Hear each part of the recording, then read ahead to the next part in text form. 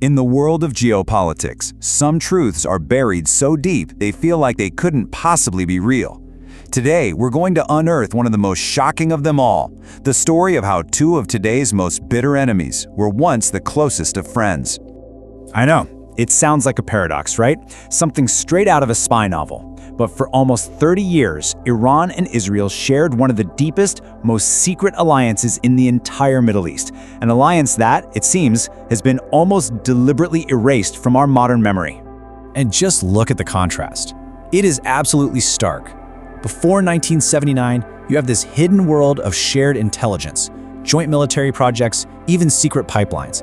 After 1979, it completely flips to shadow wars and nuclear threats. So the big question is, what on earth happened?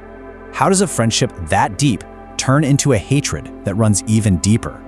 To really get this story, we have to rewind the clock back to a time when the map of the Middle East looked very, very different. You see, this wasn't a friendship based on shared values or culture, no. This was a friendship of pure necessity, forged in the fire of a common existential threat. Back in the 1950s, this idea of Pan-Arabism, the dream of a single, unified Arab state, was absolutely sweeping the region. And the man leading the charge was Egypt's incredibly charismatic president, Gamal Abdel Nasser. Now, for the two major non-Arab powers in the region, Persian Iran and the Jewish state of Israel, this was a terrifying thought. They were outliers, surrounded by a sea of potentially hostile nations. So Israel's first prime minister, David Ben-Gurion, came up with this brilliant, really daring strategy. He called it the peripheral doctrine. And the logic was actually pretty simple. If your immediate neighbors are your enemies, then you should make friends with your enemy's neighbors. And if you looked at a map, the most powerful non-Arab neighbor's neighbor was, of course, Iran. And the Shah of Iran, Mohammad Reza Pahlavi, he had his own very compelling reasons to agree. He dreamed of building a modern, powerful Iran, and he saw Israel as a shortcut to getting cutting-edge technology and military expertise. He was also deeply afraid that Nasser's influence could stir up trouble and topple his throne. And maybe the final push he needed? His most powerful friend, the United States, was strongly encouraging this partnership. It was, for all of them, a perfect match. And so, the Golden Era began. It was this strange relationship that was officially denied in public, but behind the scenes, it was basically an open secret. The cooperation got so deep, so intertwined, that it touched pretty much every part of their societies, from their spy agencies to their economies. And the alliance grew fast. It all started quietly in 1950, when Iran became only the second Muslim-majority nation to recognize Israel. By the 50s, Israel's legendary Mossad was training the Shah's feared secret police, Savak. In the 60s, they built a massive, secret oil pipeline together. And by the 70s, they were working on the most sensitive stuff of all, advanced missile technology, and even the beginnings of Iran's nuclear program. I mean, the level of trust here was just astonishing. Mossad didn't just train Savak, they shared top-tier intelligence on common enemies. You had Iranian fighter pilots training in Israeli skies, and in return, Israel supplied Iran with advanced weapons that no Arab nation could even dream of getting their hands on at the time. But you know, as deep as all those military ties were, the real glue holding this whole thing together was money.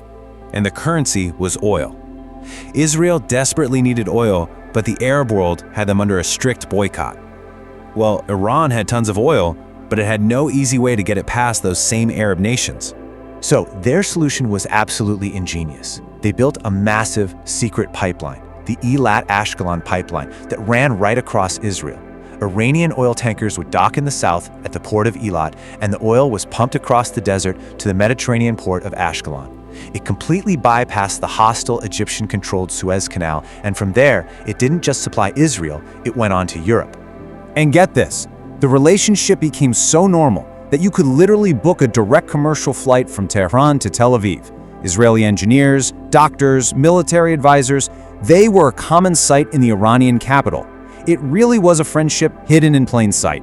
And nothing symbolized this era more than the Shah's absolutely extravagant party in 1971. He spent over $100 million, an insane amount of money back then, to celebrate his dynasty.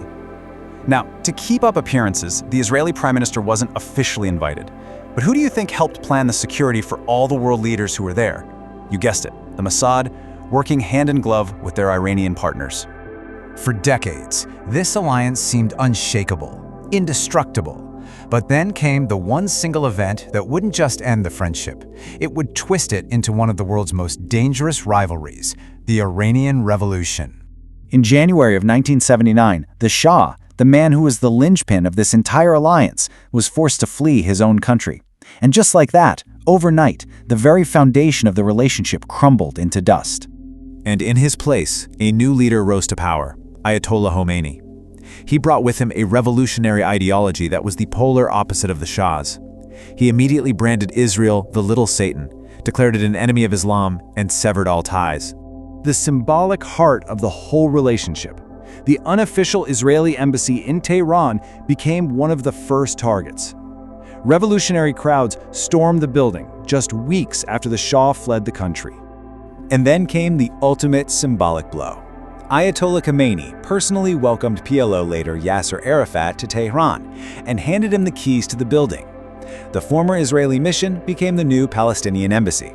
The friendship was officially and very publicly over. Now, the story really should have ended right there. A 30-year alliance, completely erased by a revolution.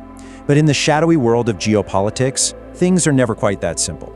There was one last, deeply ironic chapter that was yet to be written. You see, even as Khomeini was publicly cursing Israel, his new regime desperately needed something that only his sworn enemy could provide. And old habits, it seems, die very, very hard. This is going to sound crazy, but when Iraq invaded Iran in 1980, the Iranian military was in total chaos. They were desperate for weapons and spare parts.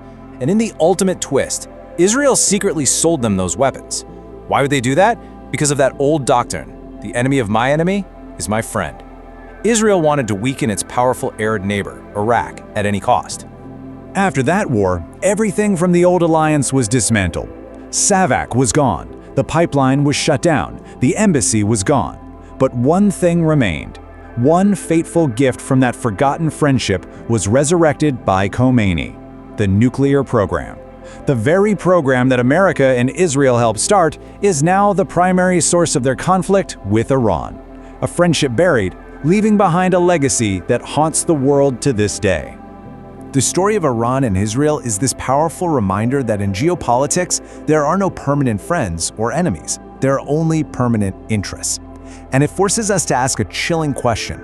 What other alliances, what other secret histories are shaping our world right now, hidden just beneath the surface? Thank you for watching this incredible story. Please like and share for more amazing videos.